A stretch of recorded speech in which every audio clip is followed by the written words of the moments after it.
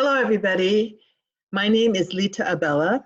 Welcome to my new show called What's Your Story in the New Normal? So I'm an entrepreneur, health and wellness consultant, public speaker, licensed private investigator, and former LAPD lieutenant. And between all that, I went to law school and obtained my JD. So I tell stories that inform, inspire, and influence others. So as you know, this is a brand new show that I just created, literally. And so who do you reach out to when you want to find guests for your show? Family and friends. So today I have the honor of having my son, Christian Abella, as my guest. And the purpose of my show right now is to talk about our challenges that we're going through with COVID-19. So even though Christian's my son, I'm going to interview him as if he's just a regular guest on my show. So welcome, Christian. How are you today? Hi, Mom. I'm doing well. How are you?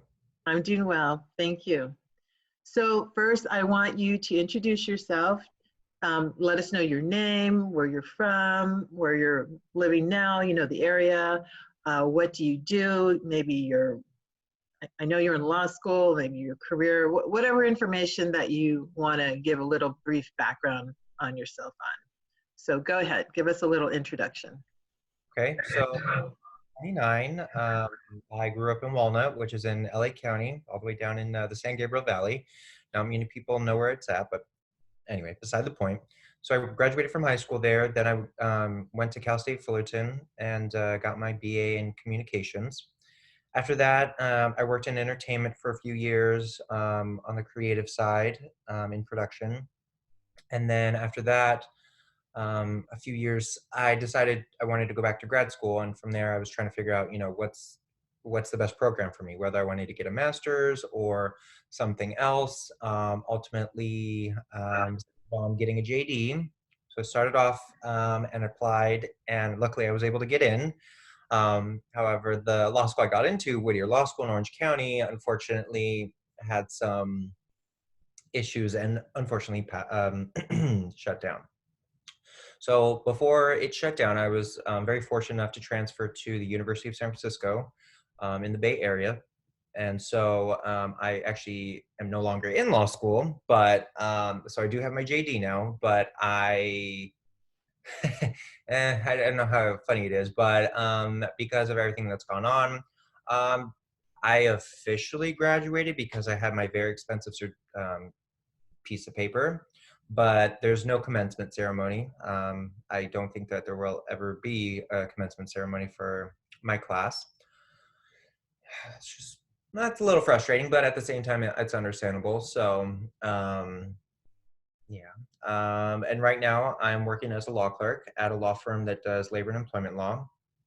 Right now, with everything going on, a lot of litigation is pretty much on pause. So we are just focused on, all of the laws and regulations that have been promulgated since the pandemic was established. So a lot of city ordinances I have to stay on top of down in city of LA, even up here in the Bay Area, all the different counties I have to pay attention to. There's a lot of moving parts, and especially when you have the government agencies like the Department of Labor or the Labor Workforce and Development Agency here in California that are, with these new laws, they have to try and figure out, how are they going to implement them. And so because a lot of our clients are all over California, we're having this, I don't want to say a tough time, but you constantly have to look out for updates. Even yesterday, I was working and staying on top of the new LA supplemental paid sick leave ordinance. So it can be challenging, but I think it's also very rewarding. The one thing I do miss is actually going into the office, working remotely. So that was what I was going to ask you. So tell me what your normal daily routine was prior to COVID-19. I mean, what were you doing, and explain that to us. Okay, so I guess I'll start from the beginning of this year. Excuse me. I was studying for the bar exam, and I took it in at the end of February. And after that, I reached out to the law firm I was at, and I asked them, can I start as soon as possible? I didn't really have a bar trip planned. I don't feel like it's necessary. Plus, it's expensive to travel. So, and it's probably a good thing that I didn't, to be honest. Um, I went back to work. I want to say the first week of March. Yeah, it was something like the Tuesday or Wednesday right after the bar exam. And then I was looking for a place, staying in an Airbnb, and just trying to, get back into shape and, really establish like a normal routine, like a work routine, like get up early in the morning, go to the gym for an hour, after the gym, go to work, work for 8 to 9 hours, however long it took. And then at night I was looking, searching through every every internet site I could to find a place to live. Anyway, that's beside the point. So just getting back into that rhythm of a regular Monday through Friday routine, and then How long were you in the Airbnb? like 9, 10 days, I think. It wasn't very long. I didn't want to, live outside of a suitcase forever, so I was very adamant about trying to find a place to live, and luckily it did work out. But once the WHO declared it a pandemic, that's when things started changing rapidly. And Uh, what happened? so on March 12th, I think that's when they declared it a pandemic. After that, my boss said, it's probably wise for everyone to start working from home, just, to be on the safe side, and, we'll go from there. So I found a place to live. It wasn't ready, so I had to wait, an extra couple weeks for my new place to be ready to move into. I moved back in with my dad, of course, save some money. And So you had to move all the way back down here to Southern California. right. I mean, I would have liked to just kind of easily transition from the Airbnb to a place up here in the Bay Area, but it didn't work out like that. And so, you kind of just have to work with what you got. So I was very grateful that it did all work out, and I moved into my new place April April 1st, I believe, right in there. So new place, and still have to stay home because it's not wise to go out. The only thing I have made an excuse to go out for is groceries. So So what's your daily routine now? Now that you're settled down, you found a new place back up north in the Bay Area. What's a daily routine for you now in the um, shelter in place? I still try to wake up early, but honestly, if I can't go to the gym to work out early in the morning, I try to do a little workout here in the morning. So maybe like 8 to 9 a.m. workout ish, and then from 9 until 6 ish, I try to do as much legal work as I can. That depending on how many assignments I get, and if if I finish something, then I immediately return it to my boss to review it. But there's also, like I said, I have to stay on top of all these other things. So if there's no news, then I can't really do any work. But if there is something that I can focus on, I do that until dinner time. And yeah, I'm trying to stay as positive about this as possible, but I really do miss going into the office. There is something about having a desk and two computer screens, and instead of just working all on your laptop, it's just, I feel like it takes me a lot longer to do things just because I only have the one screen to look at versus having multiple where you can kind of keep track of different things all at the same time. Have you communicated or had any staff meetings with your coworkers and employer since the shelter in place order has taken place? No, we only do email communication. Okay. Now, you mentioned you took the February bar exam. So has COVID-19 pandemic affected your taking the bar exam? And if so, how? Okay. Before it was a pandemic, it was just kind of this little illness that was going around. And what the state bar said we could do is we could wear a mask, one mask for all 8 hours. It couldn't have any writing on it. I would say 95% of people did not wear a mask at the time because we didn't think that it was necessary. You weren't allowed to wear gloves. You weren't allowed to have hand sanitizer. I mean, they did have restrooms, so you could go and wash your hands there, but I think everyone was so focused on taking the exam, there wasn't really a second thought about, oh, like protecting ourselves. So So who knows? this is the last week of February, the bar exam. So how many people are in the room when you're taking the bar exam? In the room that you were in, approximately? So it was at the Ontario Convention Center, and I'd say a couple thousand. So I don't know if one of those people could have been sick, asymptomatic, and then I could have contracted the illness. I don't feel any symptoms, but then again, I could be a carrier and I could just be, I have no idea. I haven't done any traveling in a long, long time, but that's not to say that somebody else that hasn't, come down with the illness could have easily transferred it to me because I didn't have any personal protective equipment at my disposal. So that's what I think is another issue about looking forward, is that if just one person is sick and they're in a room for 8 hours and they're just coughing and sneezing and they're just displaying all these symptoms, could they infect a couple thousand people all at once? So that's like, will they really have another bar exam? Can you have the bar exam where people are 6 feet apart? Will there be enough testing facilities that can accommodate that many people that far apart, and let alone how many examinees there are? So it's just kind of like a logistical nightmare in my perspective, but I So mean, that's going into my next question. So you took the February bar exam, and when are your results supposed to come out? Friday, May 8th. As far as I know, there's no delay in those results coming out, and there's surely no way that there'll be early results. So if it gets pushed back a little bit, so be it. But as far as I know, it's still going to be Friday, May 8th. Okay, so I pray that you're going to pass the bar, but as you know, about 50% of bar takers usually don't pass the first time. So let's just assume, for the sake of conversation, you don't pass the February bar exam.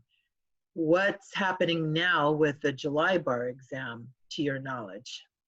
Have you been keeping up with that? I check the state every day, and as far as I know, they're monitoring the situation, and they still plan to have the July bar. With that being said, many other jurisdictions have already canceled or postponed their July bar exam, like New York, Massachusetts. I think New Jersey has also. There's a lot of other jurisdictions that have decided to forego the July bar because of um, the health risk that it could be to so many different applicants and future lawyers, I might add, because I mean, when hopefully all this is simmered down, there's going to be a lot of legal hurdles to go through, not only with pending litigation that's currently on hold, but all the new cases that are coming out. I mean, whether it deals with labor and employment law, whether it deals with like personal injury, criminal, I can't imagine how backed up the judicial system is going to be for years because of this. So let me ask you this. So what do you think this California State Bar should do with the July bar exam? Do you think they should have it? Do you think they should postpone it? What do you think they should do? What's your personal opinion? Well, hopefully I don't have to take it, but if I do not pass the February bar, then I would like to, immediately register for it, whether it's going to be in July, which I doubt.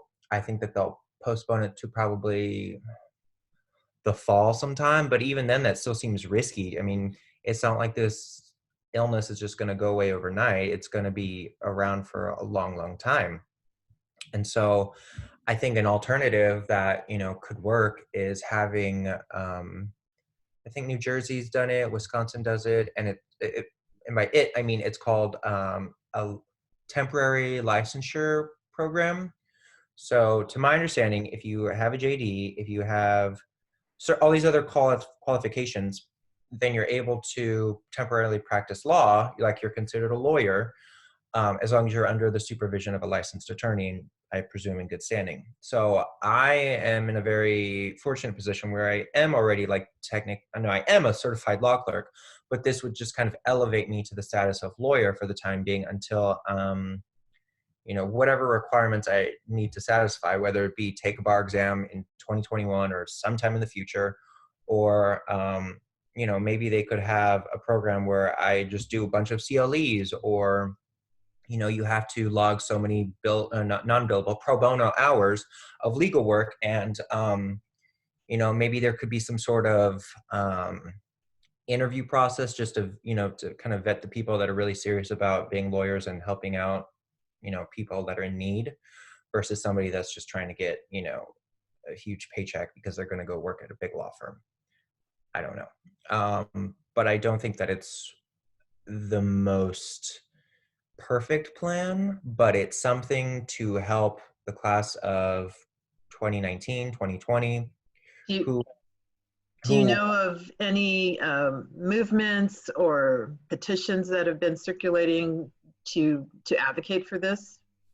yeah, there's several actually. I mean, I've heard of so many different schools coming together, more California based, that have signed petitions and sent them to, I assume, the State Bar, the Supreme Court of California, the Committee of Bar Examiners, just anybody that is affiliated or is the entity that's responsible for putting on the bar exam.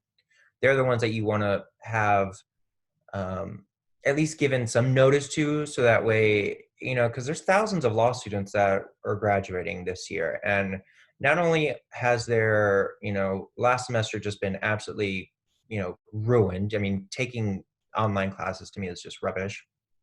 On top of, well, you're not going to get a graduation ceremony, you're not going to be able to have that special moment with your friends and family just to you know, celebrate your accomplishment over the past like 3.5 or 4 years. So, for example, like literally the last hurdle for them to practice law, and if they don't have that, it's gonna be like, I don't know what people will do.